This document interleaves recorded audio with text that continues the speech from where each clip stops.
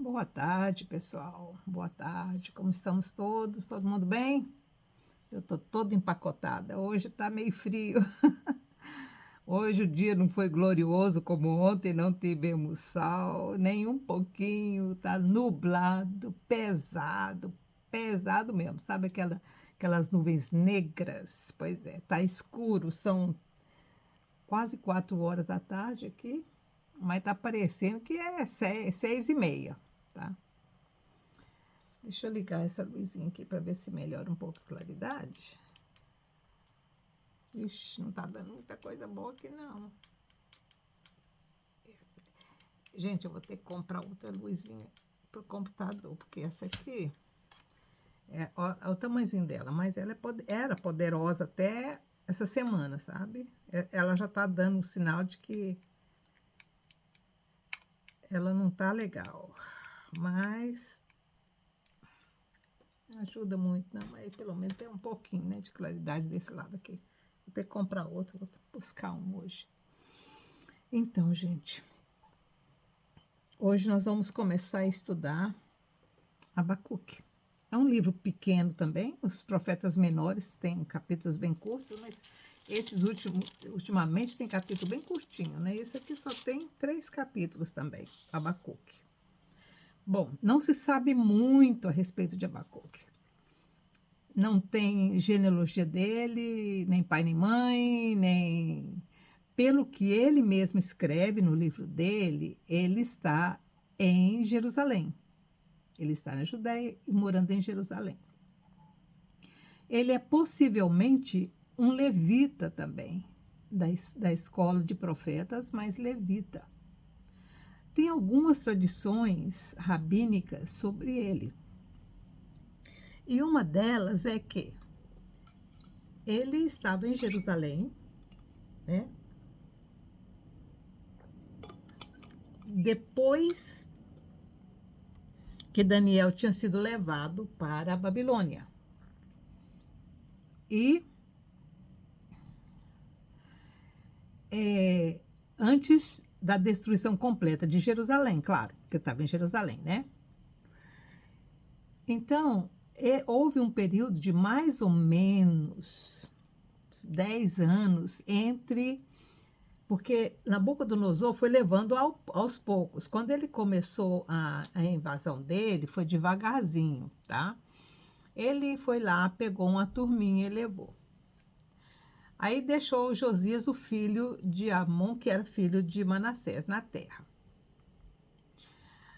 Aparentemente, Daniel foi levado na primeira leva que Nabucodonosor levou, porque Nabucodonosor estava no começo do reinado dele e ele estava querendo jovens inteligentes e de linhagem real para trabalhar para ele, para ensinar as leis caldeias e ter os auxiliares dele, os conselheiros. E como Daniel e os 3 amigos, eles eram de família real, e eles eram nobres, e eles eram estudados, então eles foram escolhidos e levados para a Babilônia, tá? Então, entre a primeira leva e a destruição total, que foi uns 30 anos depois, teve um período onde Nabucodonosor foi invadindo outros países, tá? Então, estou dando para vocês uma cronologia. Tem uma história rabínica que diz que Abacuque estava em Jerusalém, e aí um anjo chegou para ele e falou: Abacuque, você vai ter que ir na Babilônia, num poço onde está, vai levar uma comida num poço na Babilônia. Aí o Abacuque olhou para o anjo e falou assim: eu não sei nem onde é a Babilônia e nem sei onde que tem esse buraco, como é que eu vou chegar lá? O anjo falou: não te preocupe, pega o alimento na sua mão. E ele pegou o alimento na mão dele e o anjo pegou e levou ele lá onde estava Daniel, na cova dos leões, deu a comida para Daniel, e aí ele foi levado de novo e colocado em Jerusalém. Essa é uma tradição que existe rabínica, tá? Kabbalah afirma que no seu livro, acho que no livro 1 de Cabala, do Zohar. O Zohar é uma coleção de 24, 23 livros, uma coisa assim, que eu tenho aqui na minha casa. Ele afirma que, que Abacuque possivelmente, é uma outra tradição, possivelmente o filho daquela mulher que hospedava Elias quando Elias passava pela cidade dela. Lembra aquela senhora que era casada com um homem rico e ela construiu uma casa, um quarto para Elias quando ele passasse por lá? Então, também tem essa tradição de que ele era aquele menininho que nasceu daquela mulher e que depois Elias foi lá e ressuscitou ele. Lembra? Então, também tem essa tradição. Então, tem muitas tradições, nada é concreto, não pode bater martelo em nada, viu, gente? Porque tudo isso são tradições que vêm rolando. Pode ser que seja, pode ser que não seja. A única coisa que nós sabemos é que Daniel menciona Abacuque no livro dele, o profeta. Então, pode ser que essa tradição seja a verídica e não a outra do Zohar, tá? Porque a gente não pode colocar Abacuque, se Abacuque viveu na época de Elias, então foi bem antes da destruição, tá? Foi bem antes de Nabucodonosor, então não tem como colocar Abacuque nessa época. Já dá para colocar Abacuque, porque a profecia dele é voltada para a destruição da Síria também e de Babilônia também. Então, vamos lá. Mas ele não foi para a Síria, viu, gente? Ele não foi para Nínive. A profecia dele foi feita em Jerusalém, tá? Deus não mandou ele para lá, porque já estava havendo a destruição. Nabucodonosor já estava crescendo, já estava invadindo os outros. Então, Deus não ia mandar o profeta dele para morrer lá, né? Não tem lógica. Bem que ele mandou Jonas, mas eu acho que Jonas morreu porque ele era cabeça dura, né? Ele morreu lá porque ele era cabeça dura. Ele foi desobedecer e teve as consequências da desobediência dele. Então, ele simplesmente sofreu as consequências da própria escolha que ele fez, né? Agora, conscientemente, Deus nunca mandaria Abacuque para Nínive, sabendo que Nínive ia estar sendo destruída. Então, Abacuque profetizou dentro mesmo de Jerusalém. Ai, mas eu estou incomodada que essa luzinha não está fazendo o serviço dela, viu, gente? Porque fica escuro, não fica legal. Ai, ai. Ah, sim, agora sim. Ela funcionou. Tá vendo? Tem que ter paciência, ficar. Por isso que eu tenho que comprar outro, porque é paciência aqui, tá? Só tenho paciência com o eterno, viu? Porque o resto. Bom, gente, vamos lá. Abacuque, capítulo 1. Deixa eu ver se eu tenho mais alguma informação aqui que eu não tenha falado de Abacuque. Antes de começarmos a leitura. O capítulo é curto. Não tem mais nada sobre ele, não. Só isso mesmo. É só isso mesmo. Então, vamos lá. O oráculo, ele era oráculo, tá? Ele não tinha visão, mas ele era um oráculo. O oráculo significa que ele tinha um tabuleiro, alguma coisa que ele usava e Deus mostrava para ele naquela, como é que eu vou chamar isso, gente?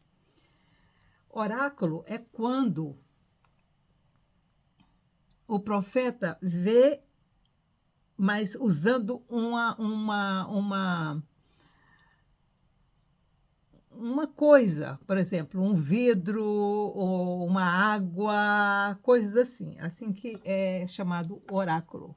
Então, quando falava assim, não, eu vou lá no oráculo, significa que o oráculo, ele ia ver alguma coisa. Havia tradições em Israel para isso, tá? Eles abriam, por exemplo, um animal, né, para ver, de repente, dependendo das entranhas daquele animal, era a coisa que aconteceria. Então, isso era um tipo de oráculo, tá?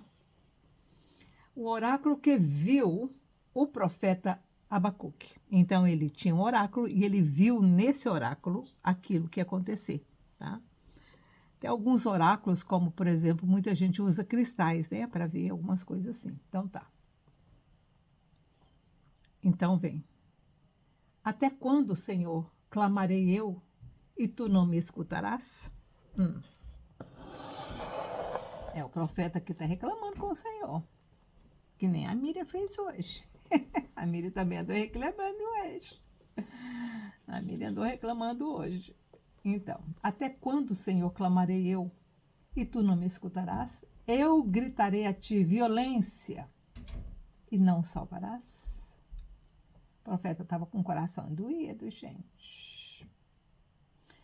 Por que me fazes ver a iniquidade e a opressão?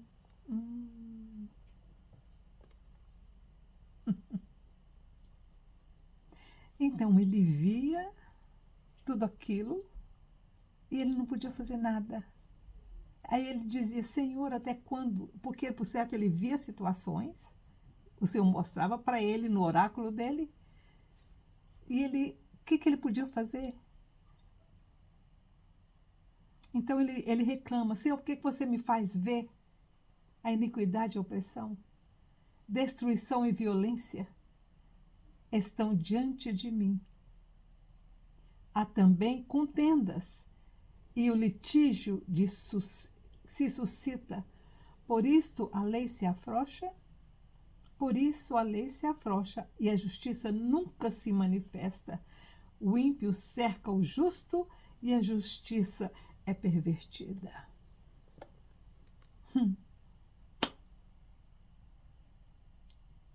A mesma coisa acontece hoje. Nós estamos vendo, não precisamos nem de oráculo mais diante da gente. O oráculo da gente hoje é a situação que está diante dos nossos olhos, só não vê quem não quer. O profeta estava dizendo, Senhor, o Senhor está me mostrando tudo isso, mas eu não posso fazer nada. Então eu estou clamando, eu estou te pedindo, tem misericórdia.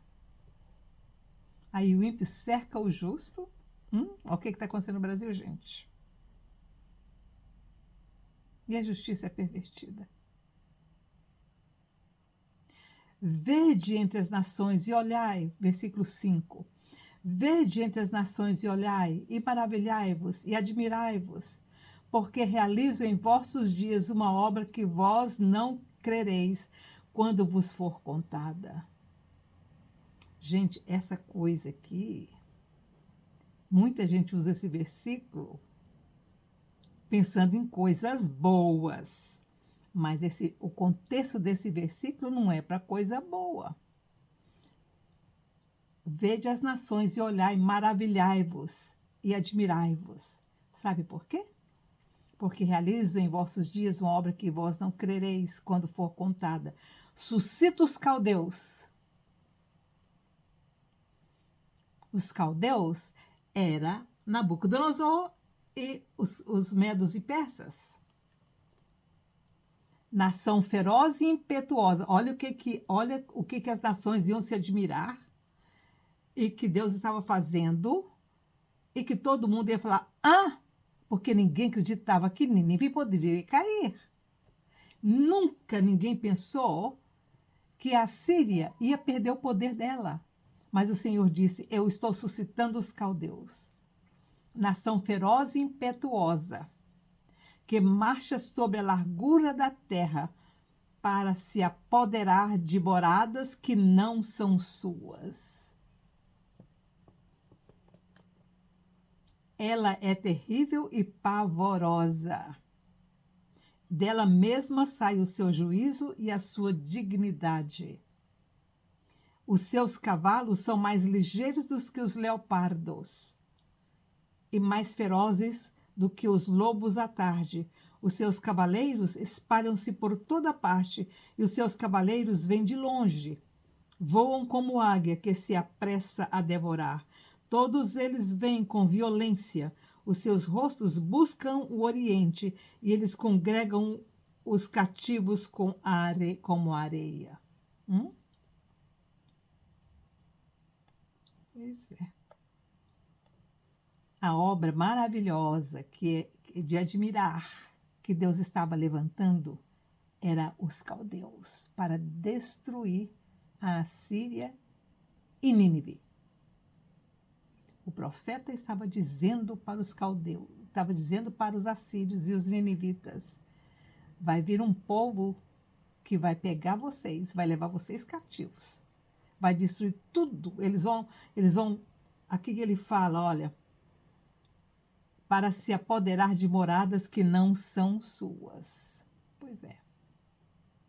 Assim veio Nabucodonosor, assim veio Babilônia. Escarnecem dos reis e dos príncipes fazem zombarias.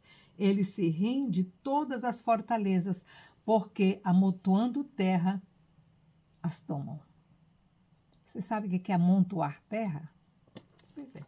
É fazer uma montanhazinha, fazer um andaime de terra.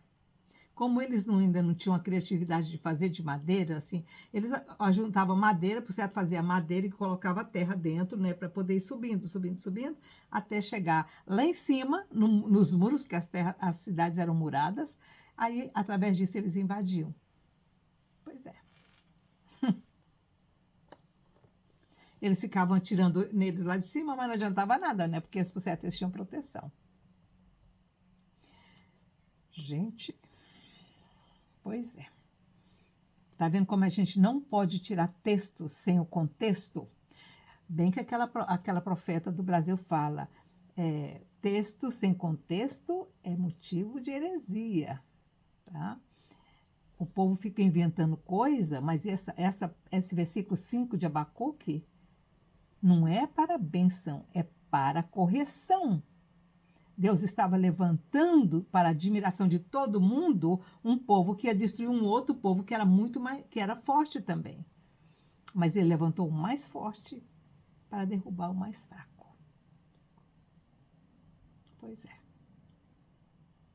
Ninguém acreditava. Por isso que ele fala assim: vós não crereis quando vos for contada. Porque todo mundo falava: como? Nínive caiu? Destruída? Mas como aquela cidade de 120 mil pessoas? 200 mil pessoas quando ela estava no auge? Pois é.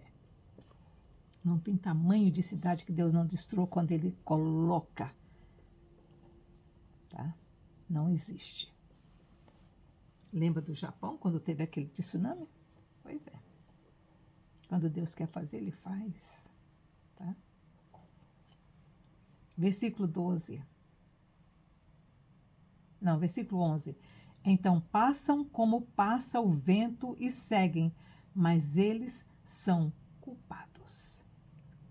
Olha, eles estavam sendo usados, Babilônia, os caldeus estavam sendo usados pelo Eterno para correção, por vara de correção, mas eles também eram culpados.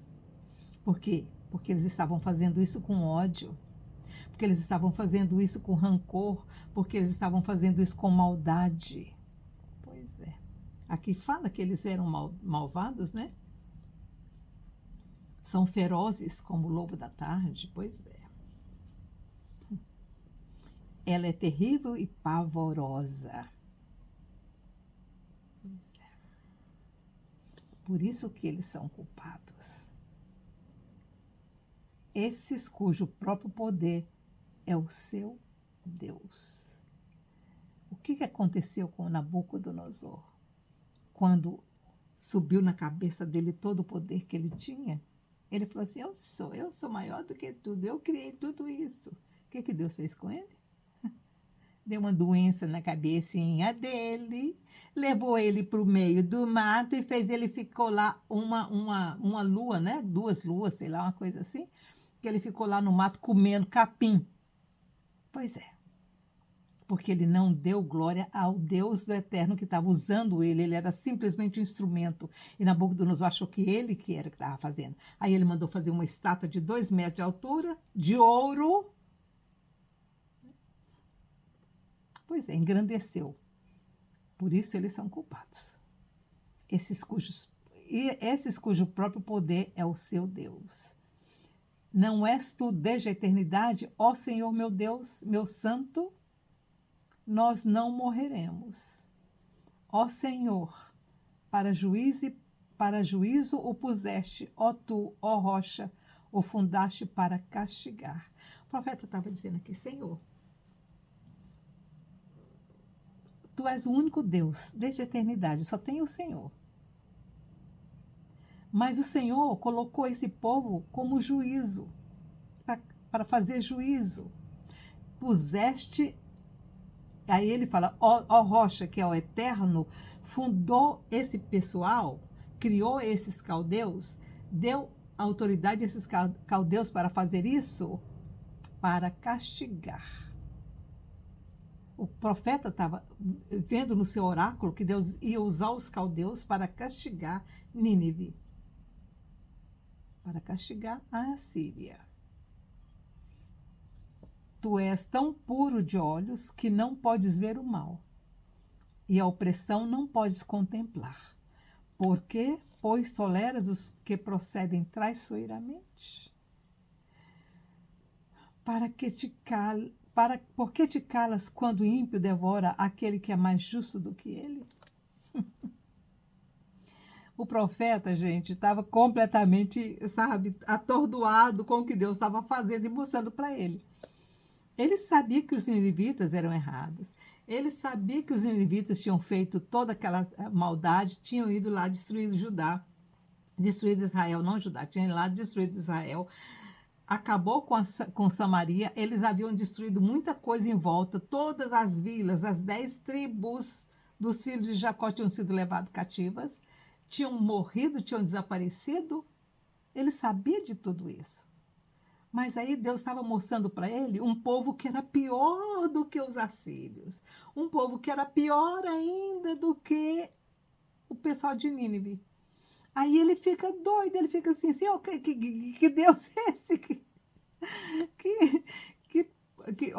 Por que te calas quando o ímpio devora aqueles que é mais justos que ele? Quer dizer, Deus usa um povo mais ruim para bater num povo ruim. E o profeta ficou pirado, né? Aí vem o versículo 14. Fizeste os homens como os peixes do mar, como os répteis que não tem quem os governe. Pois é. Até hoje, né, gente? O inimigo a todos levanta com o anzol e apanha-os com o arrastão e os junta na sua rede varredora. Por isso ele se alegra e se regozija. Gente, esse versículo aqui, 15, sabe o que me levou à lembrança? O que aconteceu lá no dia 9, foi 9 de janeiro, né, de 2022, em frente lá no acampamento, lá em Brasília. Não foi isso que eles fizeram? Olha aqui, ó. Fizeste os homens como os peixes do mar, como os répteis que não tem quem os governe. O inimigo a todos levanta com anzol e espalha-os com o arrastão. Pega assim de uma vez, né? E os junta na sua rede. Não foi isso que eles fizeram? Não juntaram todo mundo lá? Puseram dentro de um ônibus e não levaram para a prisão? E os junta na sua rede varredora. Por isso ele se alegra e se regozija. Não foi isso que aconteceu? Pois é. Não foi só lá naquela época, né, gente? Isso continua acontecendo na terra, desde que a terra é terra. Como é que o Senhor não vai vir e não vai fazer justiça? Não tem como. Um dia ele vem e faz justiça. Um dia a casa cai. Portanto, sacrifica a sua rede e queima incenso a sua varredura, porque com ele se enriqueceu e a sua porção é copiosa a sua comida.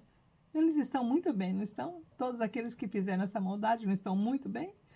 Pegando dinheiro e enchendo os bolsos, não é o que está acontecendo? O Brasil não está endividado em bilhões agora? Pois é. Olha aqui.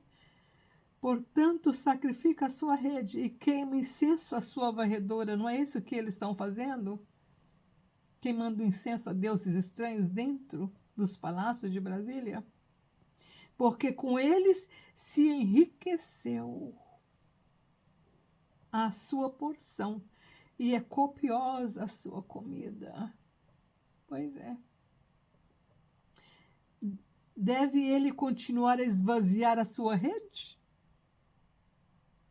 e a destruir sem piedade os povos? O profeta aqui estava dizendo: Deus, o Senhor erigiu, escolheu os caldeus, escolheu a Babilônia para fazer justiça. Mas até quando isso vai acontecer? Até quando eles vão se enriquecer? Até quando os caldeus vão se enriquecer, destruindo outros povos? Até quando eles vão ficar com comida farta enquanto o povo está morrendo? Essa era a oração, era a tristeza de Abacuque. Ele via nos seus oráculos todas essas coisas acontecendo e ele não conseguia entender. Não conseguia, como nós não conseguimos entender hoje. Como é que nós podemos aceitar uma situação dessa? É muito difícil você entender que a vontade do Eterno está sobre isso, mas está, gente, de uma forma que nós não compreendemos. Tem um hino lá no Brasil que eu lembro, eu gosto muito de, porque é uma coisa que o Senhor me ensinou durante a minha vida e que Ele me falou algumas vezes sobre isso. Inclusive, uma das minhas experiências espirituais foi o que um ser falou para mim.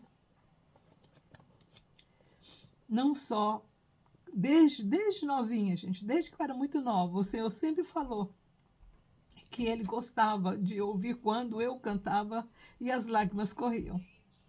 Desde pequenininho o Senhor falou isso para mim, tá?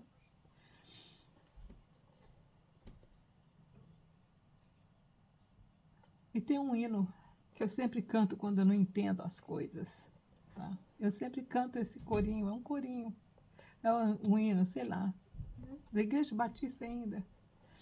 É assim: um dia o Salvador virá, um dia ele esclarecerá, e então da dor me livrará, um dia hei de compreender. Então, o dia que você estiver assim como o profeta Abacuque, sem entender nada, como nós estamos agora sem entender nada, simplesmente aceitando com fé aquilo que o Eterno está fazendo, canta esse corinho: um dia o Salvador virá, um dia ele esclarecerá, e então da dor me livrará, um dia hei de compreender.